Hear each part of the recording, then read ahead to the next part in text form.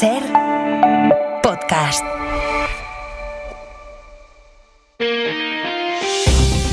Las 8 de Hoy por Hoy en Ser Podcast. Hola, muy buenos días. En cada votación comprometida en el Congreso, en cada acuerdo al que llega el Gobierno con Junts, el último ha sido por la reubicación de los menores migrantes, nos acabamos preguntando por la estabilidad de la legislatura. Pero en realidad lo que nos preguntamos es si el Ejecutivo será capaz de entrada de aprobar los presupuestos, y por eso tiene tanto interés la información que les contamos esta mañana en la SER, porque el Gobierno va a renunciar a llevar su proyecto de presupuestos al Congreso si no tiene asegurados los apoyos. No solo es que lo mande la Constitución, que obliga a presentar las cuentas en el Congreso al margen de que se puedan aprobar o no. Es que el Gobierno, que ya renunció a presentarlos del año pasado por el adelanto electoral en Cataluña, dijo que esta vez sí que iba a llevar las cuentas al Parlamento. Esto lo dijo Pedro Sánchez en una conversación con periodistas. Lo dijo así el presidente en diciembre. No vamos a obviar nuestra responsabilidad. Vamos a presentar unas cuentas generales para nuestro país acordes con la coyuntura económica y social de la España de 2025. Y vamos a sudar la camiseta. Lo dijo la vicepresidenta y ministra de Hacienda, María Jesús Montero, a la que preguntamos en este mismo estudio, en enero. ¿Mantiene el Gobierno la intención de presentar presupuestos en este trimestre? Porque no han aprobado todavía ni el primer paso, que es la senda de estabilidad. ¿Mantienen ese compromiso? Sí, el compromiso sería presentarlo, la intención, ¿no? Sería presentarlo durante este trimestre. Siempre digo también que evidentemente si nos tenemos que retrasar unos días porque entendamos que los grupos políticos necesitan más tiempo, pues así lo haremos, pero el objetivo es presentarlo durante este trimestre. José Luis Sastre, buenos días. Buenos días, Ángel. Lo que dice ahora el Gobierno es que solo presentará los presupuestos si tiene garantías de que los puede aprobar. Hoy por Hoy Noticias. Ser Podcast. El Gobierno viene de acordar con Junts la reubicación de menores migrantes, acordó con Junts la delegación de las competencias de migración a Cataluña, aunque quienes están gobernando allí son los socialistas, pero nada de esto parece haber acercado la opción de que tenga la mayoría para unos presupuestos que están ahora mismo prorrogados. Ana Fernández Vila, buenos días. ¿Qué tal, Ángel? Buenos días. Estamos ya en marzo, esta mañana cambiamos incluso de estación y los presupuestos siguen sin llegar al Congreso. Es evidente que no tiene apoyos para aprobar las cuentas, pero lo que hace ahora el Gobierno es desdecirse. Si no tiene apoyos, no va a llevar las cuentas, a pesar de haber dicho lo contrario. Sí, el compromiso del Ejecutivo era llevar los presupuestos de 2025 al Congreso sí o sí este primer trimestre, aunque luego decayeran, y cumplir, aunque tarde, con esa prerrogativa constitucional. Pero ahora dicen que han decidido que si no logran cerrar antes los apoyos, no los van a presentar. Confirman a la SER fuentes gubernamentales. Creen que no merece la pena asumir una derrota parlamentaria de ese calado y prefieren aceptar el coste de renunciar a ese compromiso. Las negociaciones de las cuentas ahora mismo están encalladas, eso lo reconocen tanto en Moncloa como los socios. Aún así, el Ejecutivo se resiste por ahora a dar por perdidos los presupuestos, pero sí asumen que el puzzle de los socios es muy difícil, a pesar incluso del acercamiento de Junts, porque hay otras piezas como Esquerra o Podemos que se les resisten. En público insisten en que van a seguir intentándolo, pero cada vez son más las voces que los dan prácticamente por imposibles. Defienden, eso sí, que esto no afecta a su determinación de agotar la legislatura. Ana, gracias. A vosotros. De manera que en principio el Gobierno no enviará los presupuestos al Congreso, donde hoy mismo, por cierto, se verá otra discrepancia entre los socios parlamentarios. Será en este caso por el aumento del gasto en defensa, donde coincidirán PSOE y PP. Josué Coello, buenos días. ¿Qué tal? Buenos días. Sí, sin ser una votación vinculante sobre el gasto en defensa, lo que sí veremos hoy en el Congreso son dos fotos fijas para calibrar los bloques parlamentarios con este asunto.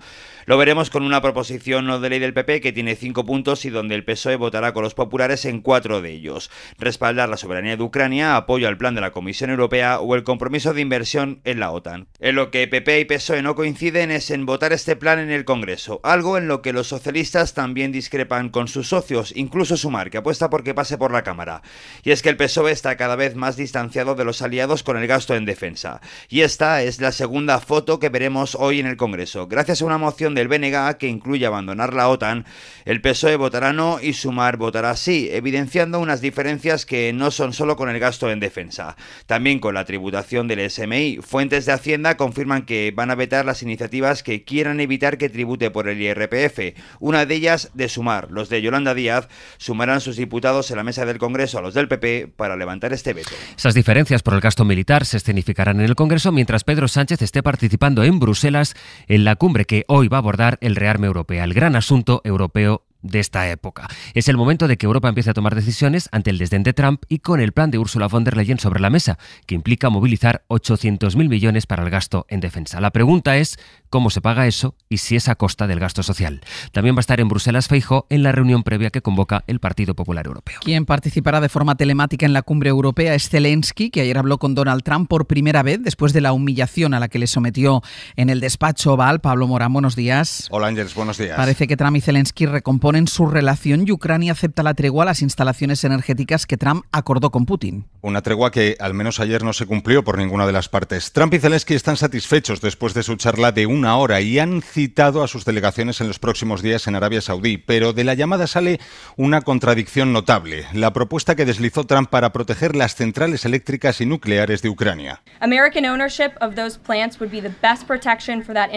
Que Estados Unidos tenga la propiedad de esas centrales. La Casa Blanca entiende que esa es la mejor garantía de que Rusia no las atacará, pero Zelensky da otra versión. Afirma que habló con Trump de cómo mejorar una central, la de Zaporilla, no de ceder el control de todas. En todo caso, la brecha entre Rusia y Ucrania para extender esa tregua parece insalvable en estos momentos. Kiev ha reiterado su oposición a las condiciones impuestas por Putin. Pablo, gracias. A ti hasta ahora. El jueves, por tanto, va a tener 2 grandes escenarios políticos hoy: la cumbre europea de Bruselas y el pleno del Congreso que se pronuncia sobre el gasto militar. Y hay todavía un tercer escenario, que es Valencia, donde al final anoche apareció Mazón, aprovechando el acto en el que menos se le podía ver, en penumbra, sin apenas luz, porque cuando se queman las fallas la ciudad se queda a oscuras prácticamente. Después de 19 días de mascletás en la plaza del Ayuntamiento, ayer se dejó ver en ese balcón, pero para la cremá de la falla municipal, justo cuando la gente no puede acercarse por seguridad tanto como se acercan las mascletás. Y cuando apenas se le podía ver, allí estaba el presidente de la Generalitat detrás de la fallera mayor. Hoy Mazón reúne a su gobierno y aprobará el proyecto de presupuestos, las cuentas que le aprobará Vox. Ana Talens, buen día. Buen día. Unas cuentas que, según las exigencias de Vox, deberán reducir el presupuesto para la cooperación internacional y aquellas ONGs que apoyan, dicen, la inmigración ilegal. Incumplir el Pacto Verde Europeo y la Agenda 2030, reducir el dinero para la Academia Valenciana de la Lengua y las subvenciones a la promoción del valenciano. También piden recortar subvenciones a agentes sociales, chiringuitos ideológicos y de igualdad, lo que Vox considera gasto superfluo. Además de suprimir todas las partidas destinadas a memoria histórica. Y aunque no está en el gobierno, Vox pretende gestionar las partidas destinadas a la reconstrucción. La Guardia Civil atribuye a José Luis Ábalos la compra de una propiedad en Colombia de más de 2 millones de euros, aunque el exministro dice que no le costó tanto. Isabel Vega. Buenos días. El primer informe de la UCO sobre el patrimonio de Ábalos le atribuye una propiedad en Colombia valorada en algo más de 2 millones de euros que habría comprado en 2003. Consultado por la SER, el exministro lo niega. Dice que es un terreno adquirido aquel año por $10.000 y que lo vendió en 2013. Sí es titular de unos terrenos en Perú, que utiliza una fundación para la que en su día compró un local en Valencia con 2 de los patronos. La UCO quiere que Hacienda aporte toda la información disponible sobre esa entidad desde el año 2014 y hasta ahora. El análisis pone el foco en todo el núcleo familiar del exministro y detalla, por ejemplo, que con su primogénito tiene una relación profesional además de la familiar, o que ayudó a su pareja a conseguir un crédito para comprar 2 inmuebles. La UCO pide múltiples diligencias para avanzar en la investigación. Les estamos ofreciendo además hoy, desde las 7, audios de las conversaciones del cabecilla de la red de narcotráfico que intentó introducir al alijo de cocaína más grande que se ha incautado en nuestro país. Escondió 13 toneladas de coca dentro de bananas que fueron interceptadas en un contenedor del puerto de Algeciras. Su socio principal era quien entonces era jefe de la UDEF en Madrid, Óscar Sánchez, en cuya casa, quizás recuerden, encontraron 18 millones en metálico escondidos en las paredes. Era él quien velaba para que ningún agente inspeccionara los contenedores donde estaba la droga. Bueno, esto que van a escuchar ahora es una conversación del cabecilla de esta red con uno de sus socios. Hemos metido 350.000 euros en efectivo, porque mi amigo nos controla todo, que es lo bueno tener la aduana. Pero si no, si fuera una cosa que no tuviéramos respaldo, estaríamos jodidos. Ha sido Francia la que ha puesto en manos de la Audiencia Nacional docenas de audios que han desencriptado. Hoy por hoy noticias. SER Podcast.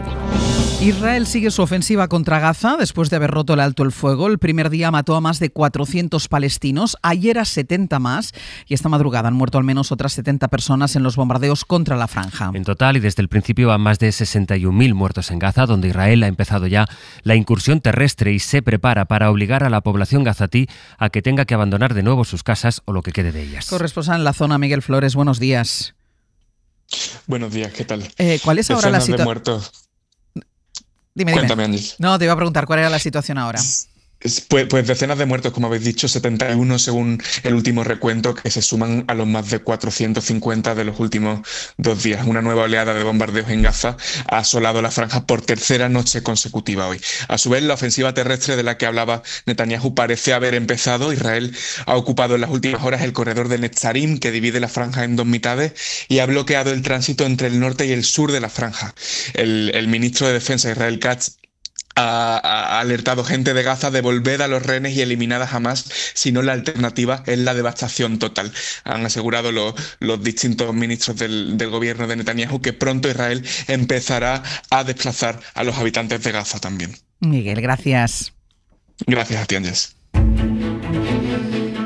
Aquí en España, uno de los asuntos del debate político es el acuerdo del gobierno con Junts para el reparto o la reubicación de menores migrantes. Acuerdo con Junts del que fue muy crítico no solo el Partido Popular, también el socialista Emiliano García Paje. Yo lecciones de solidaridad no voy a admitir ni de los que pactan con Vox, con la extrema derecha, ni de los que pactan con la extrema derecha independentista, con un supremacista identitario como es Puigdemont.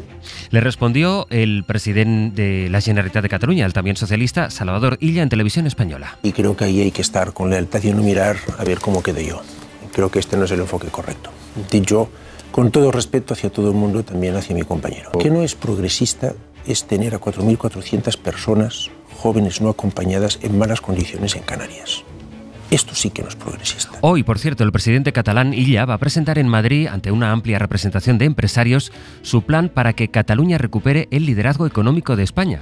Va a movilizar 18.500 millones de euros hasta 2030. Este plan incluye 200 actuaciones. Anagrama ha frenado la distribución del libro en el que José Bretón reconoce que mató a sus hijos. La madre de los niños había advertido a la editorial de que tomaría medidas legales si publicaba un libro que da detalles de la intimidad de sus hijos. Córdoba, María Jesús Martínez. Buenos días. Ruth Ortiz, a través de su representante legal, envió este mismo miércoles un burofax con estas advertencias. Tiene el respaldo de la Fiscalía de Córdoba, que considera ilegal la publicación en base a la Ley de Protección del Derecho al Honor, la Intimidad y la propia imagen, además de la Ley Orgánica de Protección Integral de la Infancia. Según el decreto al que ha tenido acceso la cadena SER, también se libró un oficio a la Fiscalía de Barcelona, donde está el domicilio de la editorial, para que abra diligencias. Es la respuesta de la Fiscalía al Servicio de Atención a Víctimas de Andalucía, porque la propia Ortiz pidió protección a la Audiencia Provincial en base a la ejecución de la sentencia de Bretón. Lamentaba que las publicaciones sobre el libro estaban dañando gravemente a su salud psicológica y la de su familia, además de la memoria de los menores asesinados. Así que Anagrama confirma la suspensión de la distribución a partir del día 26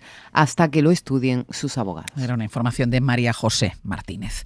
Estamos todavía en el mes del 8M y en las últimas horas hemos conocido un nuevo crimen machista. Un hombre ha confesado el asesinato de su pareja en Burgos, una mujer de 34 años que llevaba desaparecida desde el domingo. Se investiga otro crimen en Mallorca. Mariola Lourido.